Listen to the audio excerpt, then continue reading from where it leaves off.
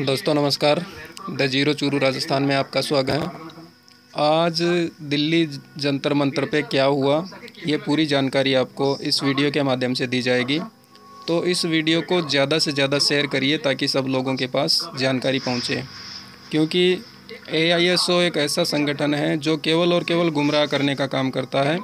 और पृथ्वीराज यादव का सीनियर तेजेंद्र पाल चन्नी है, जिसके नाम से 32 कंपनियां रजिस्टर्ड हैं और बहुत सारी प्रॉपर्टी है, यानी हो सकता है कि अरबों रुपए की प्रॉपर्टी इसके पास है।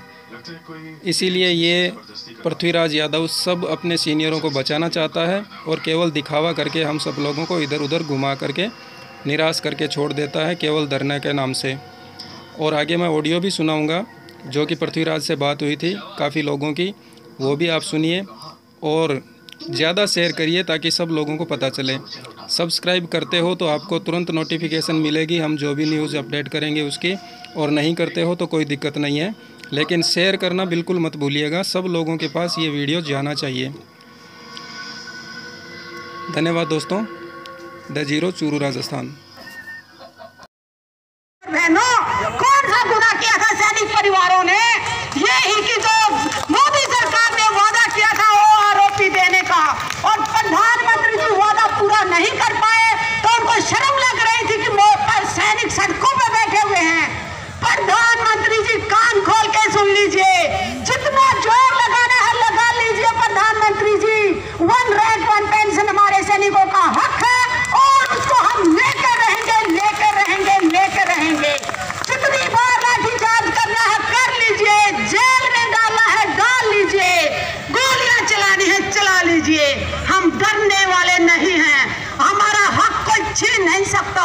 सरकारें नहीं देंगी तो सुप्रीम कोर्ट में हमारा केस गया हुआ है। वो आरोपी तो सैनिकों को सुप्रीम कोर्ट तो जरूर न्याय देगा, मुझे पूरा भरोसा है सुप्रीम कोर्ट पे। और जो आज हमारे भाई बहन यहाँ आए हुए हैं, मैं आप सबके साथ हूँ।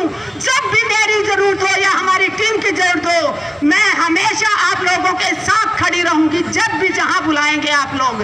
और क्योंकि ये अन्याय जो कंपनी ने आपके साथ अन्याय किया है उसको सजा मिलनी चाहिए। और सर क्यों हम किससे मांग रहे हैं? अरे अरुण जेटली उनके वकील बने हुए हैं, हम जिसको कह रहे हैं कि हमें न्याय दिलाओ, वो उसको बचाने की कोशिश कर रहे हैं, तो हम किसके आगे हाथ फैला रहे हैं? इसलिए जनरल सतवीर ने एक नारा दिया है, हम उसके साथ जो हमारे साथ। तो ज्यादा नहीं बोलूंगी क्योंकि काफी लोग हैं। मैं यही कहूंगी कि ना डरेंगे, ना झुकेंगे, ना बिकेंगे। जब तक अपना हक नहीं मिलेगा, चाहे हमारे ये भाई बहन जो आगे बैठे हैं, आप लोग एकता बनाए रखें। एकता में जो बल है वो कहीं नहीं है। एक दिन इन सरकारों के आपके सामने झुकना होगा और आप सभी बहन भाइयों का हक आप लोगों को जरूर मिलेगा। जय हिंद, नारी शक्ति, नारी शक्ति, जय हिंद, जय जवान। क्योंकि मैं एक किसान की बेटी हूँ तो मैं किसान की जय कैसे भूल सकती हूँ। जय हिंद। इनके कंपनी का इशू है, उनके पास पेपर्स है। जो लोगों ने, जो गरीब आदमी ने, जो किसानों ने अपने थोड़ा थोड़ा पैसा जमा करने के लिए इनके माध्यम से ये पैसा जमा किया गया है, और देश के कम से कम 50,000 करोड़ रुपया लूटकर ये कंपनी भाग गई है, तो उसको पकड़ने का काम भी अपने को करना पड़ेगा। जेटली जी ने कहा यह हमारा प्रश्न नहीं है, हम इसमें हस्तक्षेप नहीं करेंगे। किसानों के बारे में भी यही बात की, युवाओं के बारे में भी यही बात होती थी। और इसलिए आप लोगों को हमारे राज की व्यवस्था के बारे में आप सब लोगों के ऊपर अविश्वास आता है कि हम लड़ाई लड़ते तो अपने कुर्सी की लड़ाई लड़ते। यही सोच आप सब लोगों की है। 2 साल पहले मैंने खुद सांसद पद का रिजाइन किया और मोदी जी को कहा कि आपने इस देश के जनता के साथ ही चिटफंड किया है, और इसलिए आप जैसे लोगों को वो चिटफंड कंपनी से नहीं बचाएंगे, आपको लोगों की गाली खाने के लिए छोड़ दिया है, और वो आपके इसमें हस्तक्षेप नहीं करेंगे।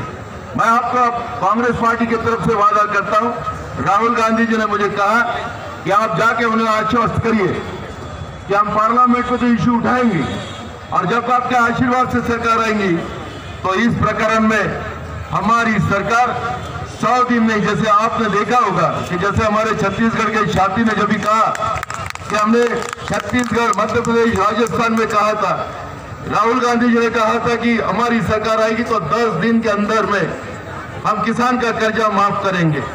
आपने देखा होगा कि जैसे हमारे मुख्यमंत्री वहां बने तो 2 घंटे के अंदर किसान का कर्जा माफी करने का काम वहां पे पूरा हुआ। मैं वही वादा यहां पे करता हूं कि जो चीट फंड में हमारे PSL में जितने भी हमारे युवा साथी वहां काम करते थे, जो लोगों का पैसा लेकर उनके पास जमा किए, आज आप तकलीफ में हो। जो लोगों ने पैसा आपके पास दिया वो आपको गाली दे रहे हैं। मैं आपको वादा इतना ही करता हूं कि 100 दिन का तो हमारे जिग्नेश ने भी कहा, लेकिन राहुल जी सरकार आते आपका प्रश्न पहले निर्णयात्मक निर्णय पे ले जाएंगे। PSL का तो प्रॉपर्टी जब्ती करेंगे, उसको तो जेल में डालेंगे ही, लेकिन हमारे सबका पैसा वापस करने का वादा 50 दिन के अंदर में करने का वादा ये नाना पटोले यहां पे करके जाता है। मुझे याद है मैं पार्लियामेंट्री कमेटी में था, मैं गांधी जी सियासन में गया तो मैंने तब देखा कि फौज हमारी जो देश की सुरक्षा में कैसी खड़ी रहती है। बर्फ गिर रहा है, माइनस में वहां पे लोग हैं, हमारा सबका सोच एक बनती है कि फौज के लोग बहुत मौज मस्ती करते हैं, उनको दारू फुकट की मिलती है। आपको बताता हूं कि सियासत में कोई दारू भी नहीं पी सकता, कोई सिगरेट भी नहीं पी सकता। अगर दारू और सिगरेट पी लिया तो वहीं पे राम नाम सत्य हो जाए, क्योंकि वहां पर ऐसी परिस्थिति रहती है कि अपने को ऑक्सीजन ही नहीं मिलता। गलती से किसी ने गलती कर लिया तो वो हो गया काम से। तो ऐसे इसमें भी रहकर हमारा देश का फौजी हमारे देश की रक्षा करता है, और जो उनने मांग की है कोई मांग गलत है नहीं। मैं आपके मांग का समर्थन करता हूं, और मैं खुद राहुल गांधी जी से कहूंगा कि 1 रैंक 1 पेंशन का योजना का जो गांधी जी ने मुझे कहा कि जो कई नेताओं को, मैंने आपको बताता हूं कि जब पार्लियामेंट में इस विषय पे भी चर्चा हुई तब भी मंत्री जी यही जवाब देते थे कि हमने उनकी पूरी मांगे पूरी कर दी है। खुद प्रधानमंत्री जी ने एक बार तो प्रेस विद में कह दिया, वो तो प्रेस के सामने आते नहीं, अभी एक बार आए थे गलती से, लेकिन मीडिया वाले छापते कि प्रधानमंत्री ट्वीट कर दिया 1 रैंक 1 पेंशन मंजूर कर दिया, तो प्री न्यूज में आ गया। लेकिन हमारे फौजी जब जंतर मंतर पे अनशन पे बैठे रहे तो कल हमने पूछा था तो हाँ हमने तो दे दिया, VK सिंह को तो मंत्री बना दिया ना। VK सिंह जो है हमारे जो मंत्री बन गए अभी फौजी थे, उनको 2 पेंशन मिल गई। और आखिरी उस समय में सूरजगढ़ में VK सिंह ने तो आगे आके भी आप लोगों को इकट्ठा किया था, बराबर है ना दीदी? नहीं रहने दो, मैं आपको बताता हूं कि मैं यही सोचता हूं, और आप लोग जो सोच रहे हो कि हमारे मेजर जनरल सतबीर सिंह जी जो ये लड़ाई लड़ रहे हैं, ये वो आदमी नहीं है कि मुझे मंत्री बना दो, मुझे सांसद बना दो।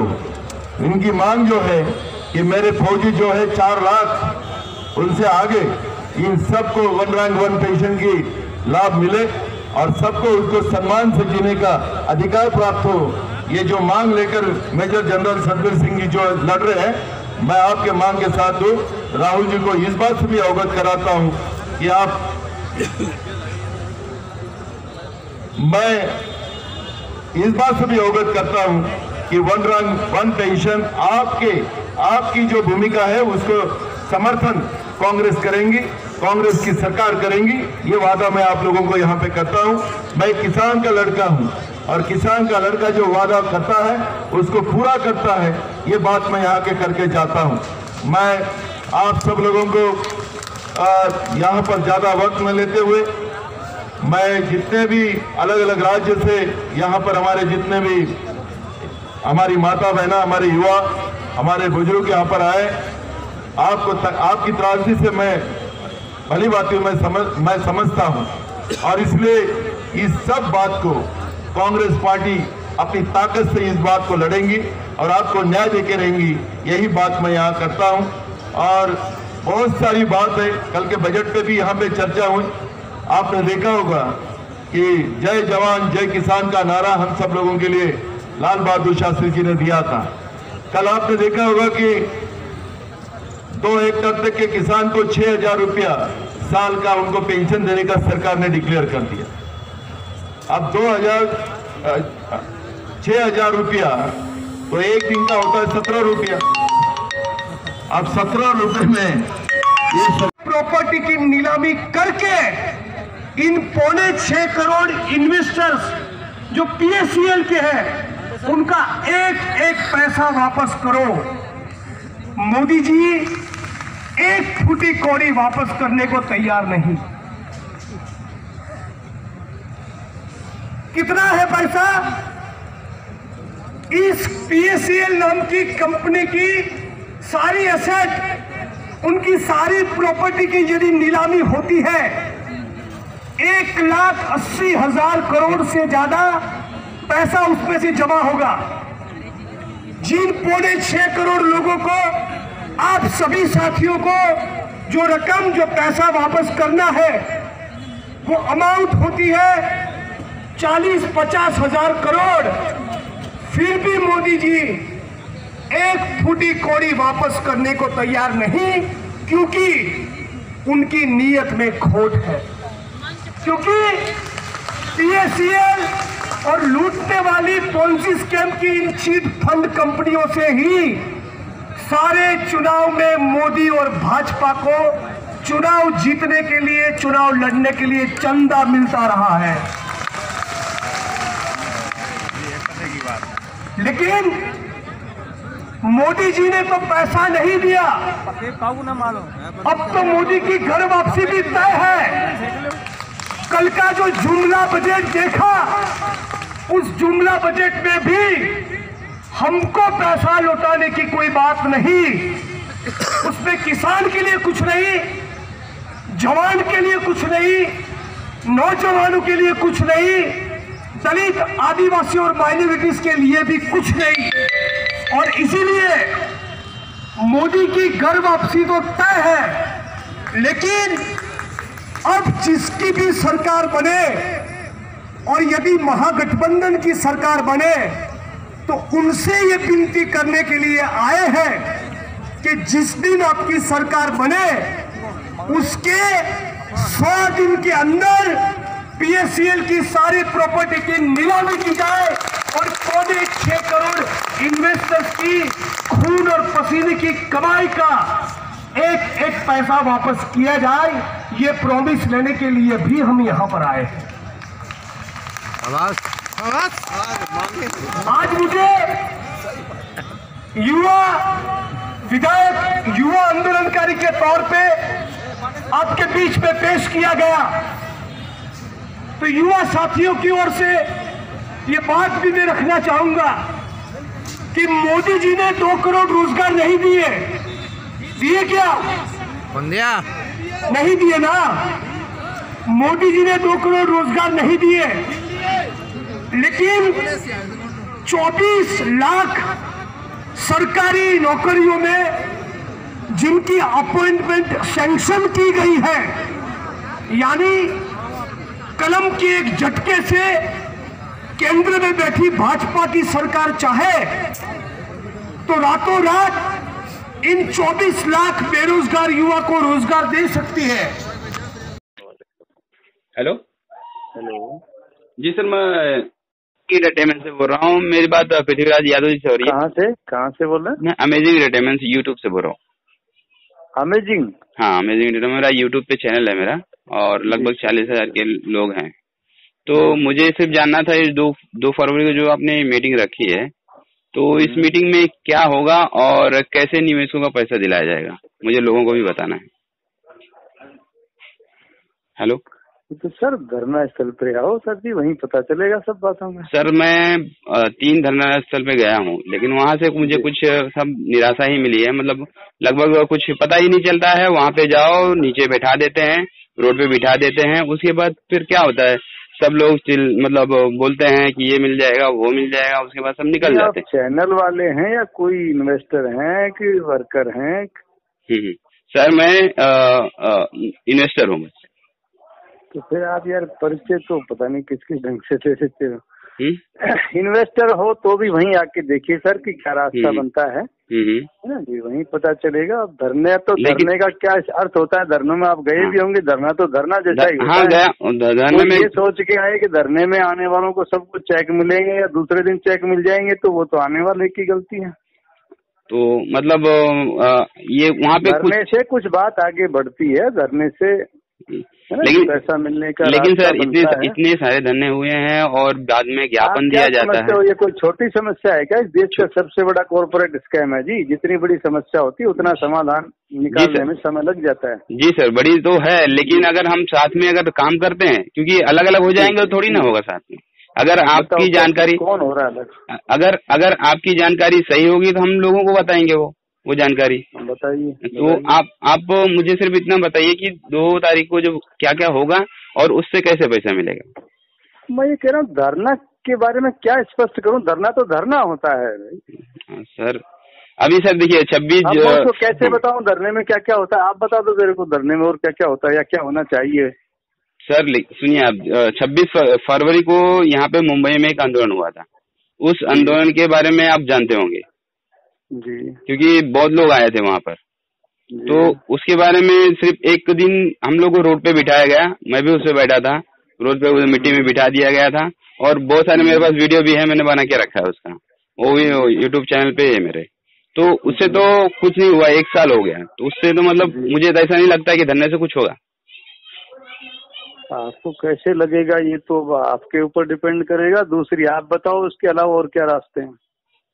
सर मेरे पास मुझे पता होता तो फिर मैं न्यूज पे थोड़ी ना बताता था। मैं क्या बताऊं मैडम, मैं कोई कंपनी का डायरेक्टर हूँ कि मैं लोडा कमेटी का चेयरमैन हूँ या मैं सेबी का चेयरमैन हूँ, आप निवेशक मैं निवेशक। जी सर, चलिए ठीक है, ये दोनों निवेशक हैं। ठीक है, तो हमारी टीम जैसा ठीक समझती है कि भाई इसी रास्ते से चलने से पैसा बनेगा मिलेगा, उस रास्ते पे चलते हैं। आप बताओ कोई अच्छा सा रास्ता हो तो हम आपके साथ लग जाएंगे।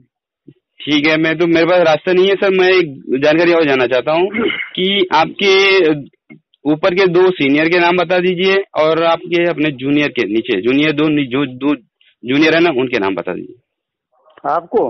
हाँ, मैं लोगों को बताऊंगा कि आपके सबको पता है।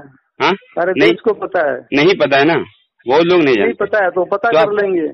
कैसे करेंगे जब आप बताएंगे नहीं तो कैसे करेंगे? जिनको करना है पता होने में कहाँ दिक्कत होती है यार। आप जूनियर सीनियर का क्या बच गया सर? वो सवाल है उसी में ये कि कैसे दिलाएंगे। अगर जूनियर सीनियर ही इसमें मिले हुए हैं तो कैसे पैसा मिलेगा हमारा? मैं यही कह रहा हूँ जूनियर सीनियर का अब क्या सवाल बचा रह गया। अब तो संघर्ष कर रहे हैं सभी। जूनियर सीनियर की बात करें तब तो मुझे नहीं मालूम आप किसके जूनियर हो और आपका कौन सीनियर है, तो फिर मैं भी क्यों इस संबंध में आगे बात करूँ आपसे। जूनियर सीनियर का कहाँ सवाल बच गया है, सारा देश के लोग लगे हुए हैं अब तो। सर लेकिन आपको और कोई अच्छा रास्ता नजर आता है तो वो बताओ। इन बातों को गोल गोल घुमाने से दोस्त कोई लाभ नहीं है। नहीं सर, मुझे सिर्फ एक जानकारी चाहिए थी कि आपके जो 2 जूनियर के नाम दे दीजिए, मैं फिर उनसे मैं 2 जूनियर का नाम निकाल लूंगा। तो मुझे सिर्फ एक टीम निकाल लो, आप मिल जाएगा आपको, सारा सब कुछ पड़ा हुआ है, सारा देश जान रहा है उसको ना। सर प्लीज 2 जन समाधान की बात है तो वो बताओ आप। इन बातों में तो क्या है जी, जूनियर कौन है सीनियर कौन है, वो सवाल रह ही नहीं गए। अब आपके पास कोई समाधान है तो वो बताओ ताकि उस पर बैठ के चर्चा करें, आगे बढ़े। सर उसी में ही तो हम लोग को मिलेगा पैसा, क्योंकि जब जूनियर और सीनियर जब मिलेंगे एक साथ। बताओ ना, बोलो तो सही दोस्त। हाँ, आगे बोलो तो सही। सुनिए, ये समाधान है, इस तरह चलेंगे तो पैसा मिलेगा। सुनिए सर, अगर हम जूनियर और सीनियर अलग अलग रहेंगे तो हमें पैसा नहीं मिलने वाला है। जब ये सब जूनियर सीनियर सब लगे हुए हैं, मेरे सारे जूनियर मेरे साथ हैं, मेरे सीनियर मेरे साथ हैं। तो ठीक है सर, सिर्फ 2 का नाम बता दीजिए बस मुझे। आपको नाम से क्या अर्थ है उसमें, मुझे समझा नहीं आपको। सर मुझे वो जूनियर सीनियर नहीं है इस समय, है ना जी? नहीं, थैंक यू। सुना दोस्तों, ये बात सभी जानने लगे हैं कि ये लोग हम लोगों को गुमराह कर रहे हैं, क्योंकि जो बातें होती है वो केवल अंधेरे में तीर की तरह चल रही है, जो निशाना कहाँ लगेगा कोई पता नहीं। और जब द जीरो इनसे कहता है कि आप लाइव आइए, बात करिए और हम आपको रास्ता बताएंगे, उस रास्ते पर चलिए, लेकिन इन लोगों को ये लगता है कि द जीरो तो बकवास है, लेकिन आज जो भी रिज़ल्ट आ रहा है हमारे सब के सामने है, वो सब रिज़ल्ट द जीरो की तरफ से आ रहा है। द जीरो परिवार अगर मेहनत नहीं करता तो ये रिज़ल्ट किसी को देखने को नहीं मिलता। और आने वाले समय में 100% हम भुगतान लेकर के रहेंगे और इन लोगों को अंदर भी पहुंचाएंगे। जितने भी हरामखोर प्रॉपर्टियां आपने नाम कर रखी है PACL के पैसे से, उन सब को अंदर करवाएंगे और सबको उनके किए की सज़ा मिलेगी। तो यही बात सबसे कहना चाहता हूं कि आप सभी लोग द जीरो मीडिया मैच्योर का जो चैनल है वो देखिए, चाहे वो निवेशक हो, चाहे वो सीनियर हो, चाहे वो जूनियर हो, चाहे वो मैनेजमेंट हो, चाहे वो डायरेक्टर हो, चाहे वो एम्प्लॉइज हो, सभी लोग the zero media mature channel देखिए, ताकि आप लोगों ने अगर कुछ गलत किया है और आपके दिमाग में अगर सही बात आती है तो आप बच सकते हो। और दूसरी चीज़ ये है कि सभी जूनियर साथी, सभी निवेशक साथी अपने एजेंट से 11 सवाल पूछिए और अपना जूनियर साथी है वो अपने सीनियर से 11 सवालों के जवाब पूछिए। अगर उनके पास नहीं है तो वो अपने सीनियर से लेके देगा, उसके पास नहीं है तो वो अपने सीनियर से लेके देगा। और सभी से पावती लेना ना भूलिए, वो पावती भी हम 11 सवालों के साथ आपको भेजेंगे। और दूसरी चीज़, जो मीडिया मैच्योर कहता है द जीरो मीडिया मैच्योर, उसी तरह से हम सबको काम करना पड़ेगा और हम आगे बढ़ते जाएंगे। निवेशक साथियों नमस्कार, मैं कुलदीप सिंह संगरूर पंजाब से बोल रहा हूँ। साथियों, मेरे को एक बात समझ नहीं आई। ये AISO वाले कह रहे हैं कि जो धरना प्रदर्शन हो रहा है उसमें राहुल गांधी जी, कांग्रेस के राहुल गांधी जी और आम आदमी पार्टी के अरविंद केजरीवाल जी पहुंच रहे हैं। साथियों, ये बात खटक रही है। जैसे कि वहाँ पे AISO वालों ने भारतीय निवेशक लोक सेवा दल को भी बुलवाया है। तो एक हमारे ही निवेशकों को 4 साल तो हो गया है लड़ाई को, तब तक तो इन पार्टियों ने याद नहीं आया। आज ये तीनों अलग अलग दल पार्टियां कैसे इकट्ठा हो जाएंगी, वो भी हमारे लिए। तो साथियों समझो, इस पृथ्वीराज यादव को समझो। ये देखो हमारे को कैसे बेवकूफ़ बना रहा है, बार बार बेवकूफ़ बनाई जा रहा है। ठीक है ना? अभी हमने आंखें नहीं खोली तो कब खोलोगे? ठीक है साथियों, बाकी हमारा काम तो समझाना था, क्योंकि अगर इनके साथ ही काम करना था राहुल गांधी या अरविंद केजरीवाल के, तो अलग पार्टी बनाने की क्या ज़रूरत थी। तो इनके साथ ही समर्थन करके आम आदमी पार्टी को ही अपना समर्थन देकर, क्यों, एक तो पार्टी ही पहले ही मजबूत थी और ऊपर से संसद में भी आम आदमी पार्टी ने ही हमारा मुद्दा उठाया है। 2-3 बार जो भी उठाया है हमारा मुद्दा उठाया है। इसलिए साथियों, ये पृथ्वीराज यादव हमारे को गुमराह, AISO वाले हमारे को गुमराह कर रहे हैं। बाकी हमारी समझने की बात है। धन्यवाद। दोस्तों, आपने सुन लिया कि किस तरह से हम लोगों को गुमराह किया जा रहा है। तो मैं चाहता हूं कि आप सभी लोग the zero media mature channel देखना स्टार्ट करें और उनके बताए रास्ते अनुसार आगे काम करिए। हमें लीगल लड़ाई के अलावा कोई रास्ता नज़र नहीं आ रहा जिससे कि हम सब लोगों का भुगतान हो सके। हम अगर लीगल नहीं लड़ेंगे तो ये लोग हम लोगों को गुमराह करते रहेंगे, इधर उधर घुमाते रहेंगे और आप और हम इनके पीछे पीछे घूमते रहेंगे। आखिर हम थक हार कर घर बैठ जाएंगे। और ये लोग चाहते यही हैं कि ये लोग जैसे तैसे करके थक हार के घर बैठ जाएं और ये सारी की सारी प्रॉपर्टियां हम लोग बेच करके मज़े करें, ऐश करें। इनका जो कुछ भी है वो सारा हमारा है। लेकिन हम ये चाहते हैं कि इन्होंने जो PACL के नाम से प्रॉपर्टी ख़रीदी है, जो कुछ भी इनके पास धन दौलत है PACL के पैसे से बनाया गया, वो सब का सब गवर्नमेंट के पास जाए, लोडा कमेटी के पास अटैच हो और हम सब लोगों का भुगतान ब्याज सहित मिले। तो ये चीज़ मैं आप सभी को इसीलिए बता रहा हूँ कि हम सब लोगों को इन जैसे अंधभक्तों के साथ नहीं खड़ा रहना है, अपने विवेक से काम करना है, अपने विवेक से लड़ाई लड़नी है, ताकि हम सब लोग जो भुगतान है हमारा वो ब्याज सहित ले सकें। ये लोग हम लोगों को गुमराह करने में लगे हैं और 4 साल इन लोगों को हो गए जो कि हम लोगों को गुमराह करते रहे। अब भी अगर नहीं समझे तो दोस्तों भुगतान भूलना पड़ेगा। और निवेशकों की जो हकीकत है वो झेलनी पड़ेगी। धन्यवाद दोस्तों।